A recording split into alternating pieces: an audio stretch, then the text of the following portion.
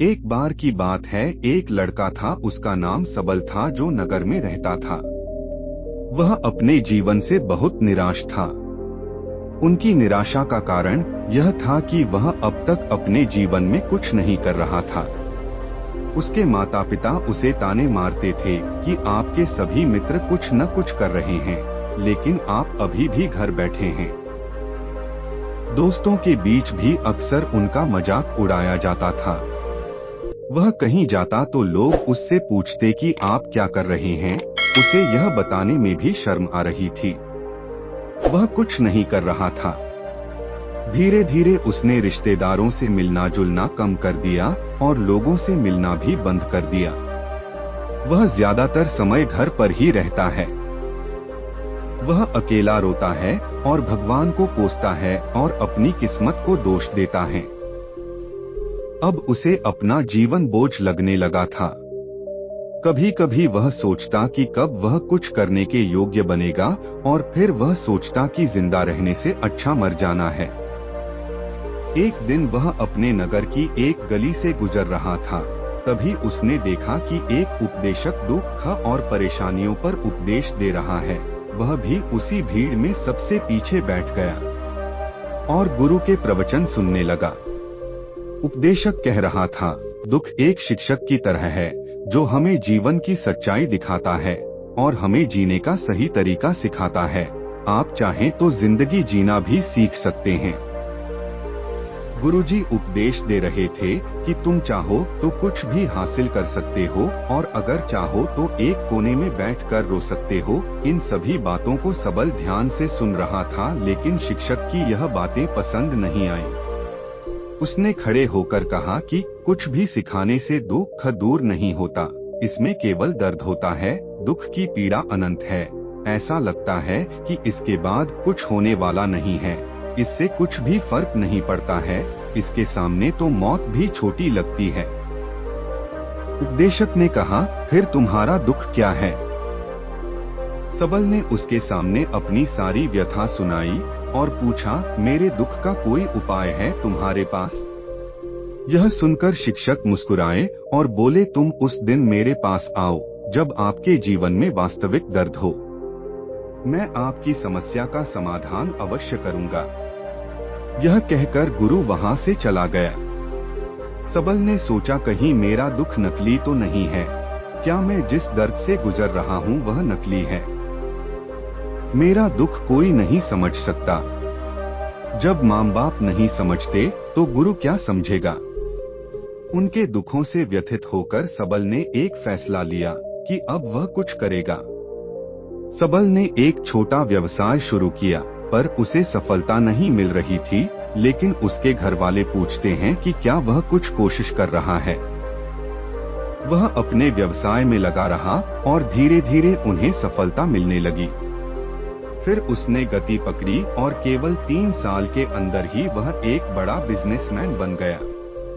अब सबल के आसपास ऐसे कई लोग थे जो उसकी परवाह करता था, जो उससे प्यार करता था।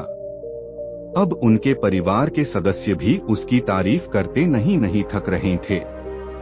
दिन ब दिन उसके मित्रों की संख्या बढ़ती जा रही थी। अब वह अपनी जिंदगी से बहुत खुश था। उनके कुछ दोस्तों ने उन्हें सलाह दी कि जब आप एक बड़ा बिजनेसमैन बनकर बहुत खुश हैं, तो सोचिए आपको कितनी खुशी होगी अगर आप इस शहर और इस राज्य के सबसे बड़े बिजनेसमैन बन जाते हैं। कितने लोग आपसे जुड़ना चाहेंगे, आपकी कितनी बड़ी ख्याति होगी और स्वयं राजा भी आपसे दोस्ती करना चाहेंगे और जरूरत पड़ने पर ही आपसे पैसे उधार लेंगे। दोस्तों की यह बात सबल के मन में घर कर गई।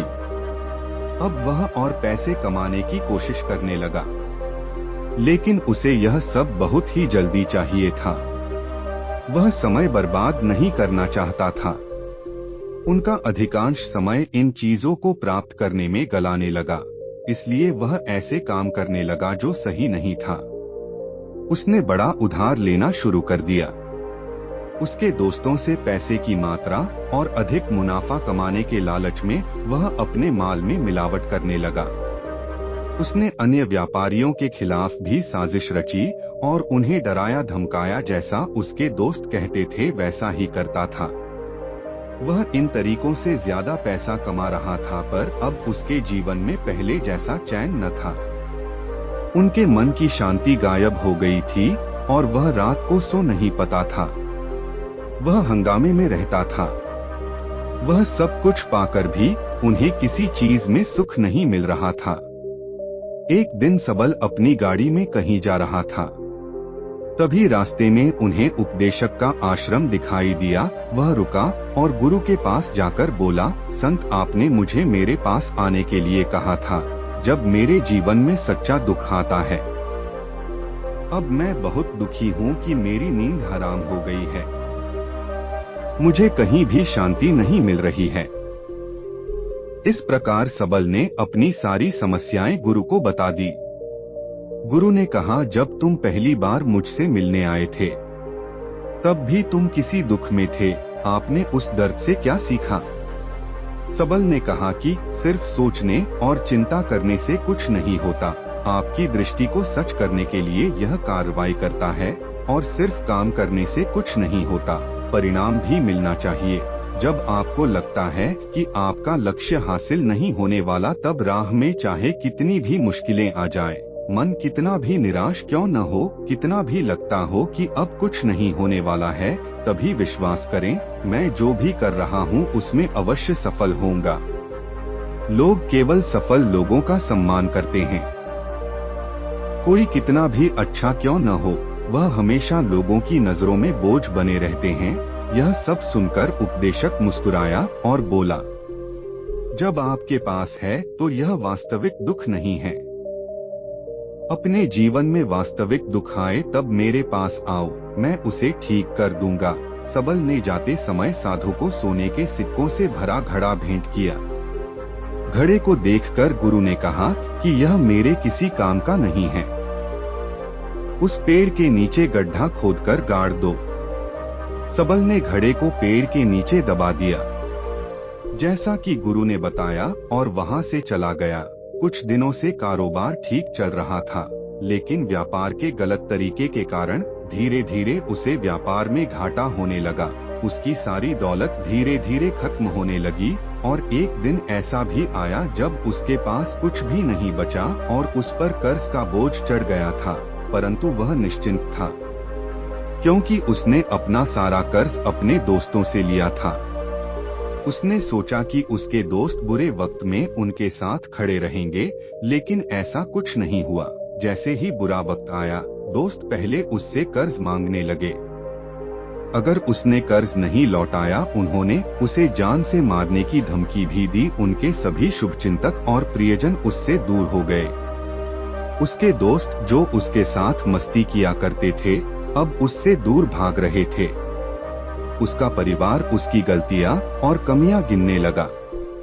उनकी सारी संपत्ति नीलाम कर दी गई और उसके पास कुछ भी न बचा। जब उसने अपने पिता से मदद मांगी, पिता ने कहा कि मेरे पास थोड़ी सी संपत्ति है, मैं तुम्हारी माँ को क्या कहूँगा अगर मैं तुम्हें दे दूं? यह संपत्ति हमारा अंतिम उपाय है। सबल के मन में गहरा दुख छा गया। उसके आसपास कोई नहीं था जो उनके दुख को समझ सके, जो उसे संभाल सके। जनता के इस विश्वासघात के कारण वह अंदर से टूट चुका था। वह सोचने लगा कि अब जीने का क्या मतलब है, अब मौत ही मेरा सहारा है। वह आत्महत्या करने के लिए पहाड़ी पर जा रहा था, तब से उसे याद आया कि उस शिक्षक ने उससे कहा था, मेरे पास आओ जब तुम्हारे जीवन में वास्तविक दुख हो। सबल गुरु के पास गया और अपनी सारी व्यथा सुनाई। आंखों में आंसू लिए उसने कहा, हे गुरुजी, मेरे दुख का निवारण कीजिए। गुरु ने कहा, जब जीवन में असली दुख होता है तब मेरे पास आ जाना, मैं इसे जरूर ठीक करूंगा। सबल ने कहा कि ये क्या हो रहा है, मेरी जिंदगी में अभी दुख नहीं है, तो वो आखिर असली दुख क्या है? गुरुजी ने सबसे कहा कि पहले आप मुझे बताओ, आपने अपने दुख से क्या सीखा? सबल ने कहा कि मैंने वह सीखा जो लोग हमारे जीवन में आते हैं वह हमारी सफलता और प्रगति के कारण वो हमें धोखा जरूर देंगे, क्योंकि बुरे समय में वे हमारे साथ नहीं खड़े होंगे। वे अच्छे समय में ही हमारा फायदा उठाएंगे और बुरे समय में हमें छोड़ देंगे। उन लोगों पर ही भरोसा करें जो हमारे बुरे समय में हमारे साथ खड़े रहते हैं, लेकिन ऐसे लोग बहुत कम होते हैं। लेकिन जिनके पास है उन्हें उनकी सराहना करनी चाहिए, उनका अपमान नहीं करना चाहिए। मैंने कभी भी किसी के खिलाफ साजिश नहीं रखना चाहिए। अपना काम ईमानदारी और धैर्य से करें और कभी लालची मत बनो। अपने सारे दुख दर्द और अनुभव बयां करने के बाद सबल गुरुजी के सामने आंखों में आंसू लिए बैठ गया। कुछ देर बाद साधु उठे और पेड़ के नीचे एक गड्ढा खोदा और घड़ा निकाल लिया, जो सोने के सिक्कों से भरा हुआ था। उसने सबल को देकर कहा, मेरे पास आओ जब तुम्हारे जीवन में वास्तविक दुख हो।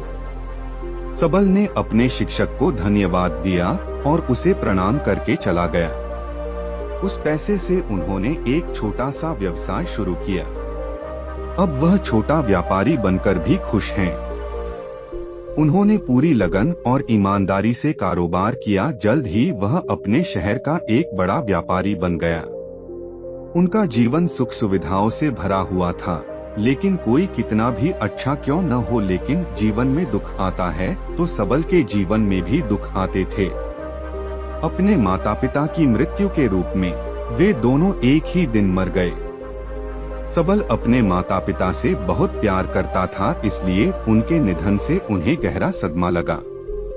वह शवों को ले गया, दोनों को श्मशान घाट ले गया, जहां अंतिम संस्कार किया गया। वहां उसने अपने माता पिता का शव जलता हुआ देखा तो उनका मन बेचैन हो उठा। उसके मन में कई सवाल उठने लगे। वह घर वापस आ गया, इसलिए उसने अपने माता पिता के घर और संपत्ति को देखा, जिसके लिए उनके पिता हमेशा लड़ते रहे। आज जो छूटा पड़ा है, जिन्होंने इसकी देखभाल की, इसके लिए लड़ने वाले इस दुनिया से चले गए। उसके पिता ने जो कुछ कमाया वह सब यहीं रह गया। एक दिन पहले तक उसके पिता मारपीट करते थे किसी के साथ उसकी संपत्ति के लिए। आज वो खुद इस दुनिया से चले गए। उसका मन ऐसे अनेक विचारों के बवंडर में था। वह अंदर से अकेला और डरा हुआ महसूस कर रहा था। वह खाली महसूस कर रहा था। उसे लगा कि कुछ है, वह समझ नहीं सका। इसलिए वह गुरु के पास गया। उसे देखकर गुरुजी ने कहा, क्या जीवन में कोई दुख है?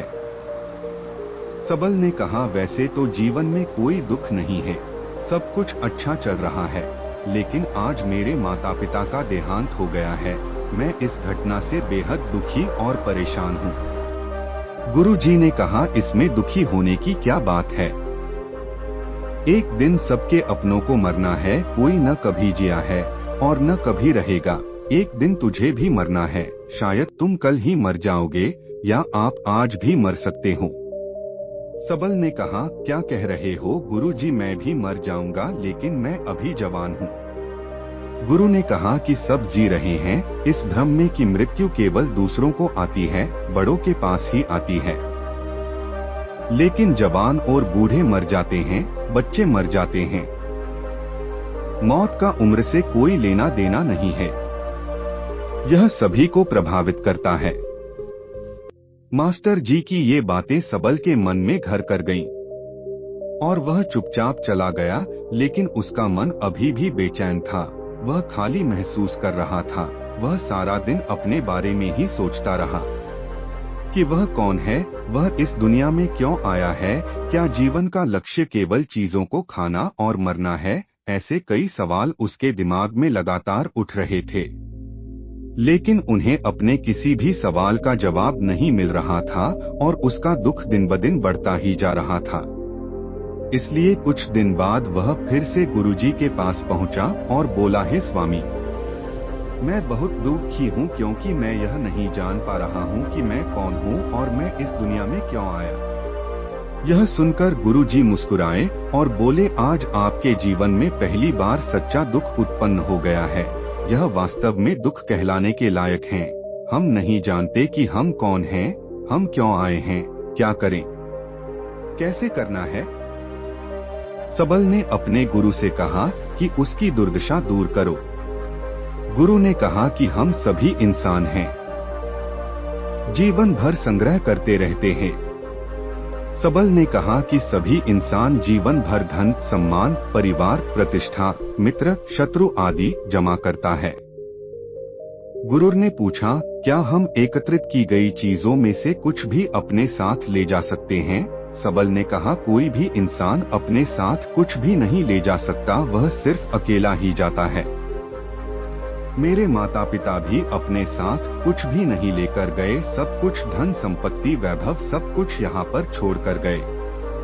शिक्षक ने कहा, अब मेरी बात ध्यान से सुनो, इस संसार में हमें जो संग्रह करना चाहिए वह हम नहीं करते। चीजें हमारे सामने होती हैं, लेकिन हम उन्हें देखने की कोशिश नहीं करते। हमें इस दुनिया में जो कुछ भी इकट्ठा करना है वह हम खुद हैं। हमें खुद को जुटाना होगा ताकि जब हम मरें तो हम एकजुट हो सकें और खुद को पहचानने में सक्षम होने के लिए हम अंदर बंटे हुए हैं।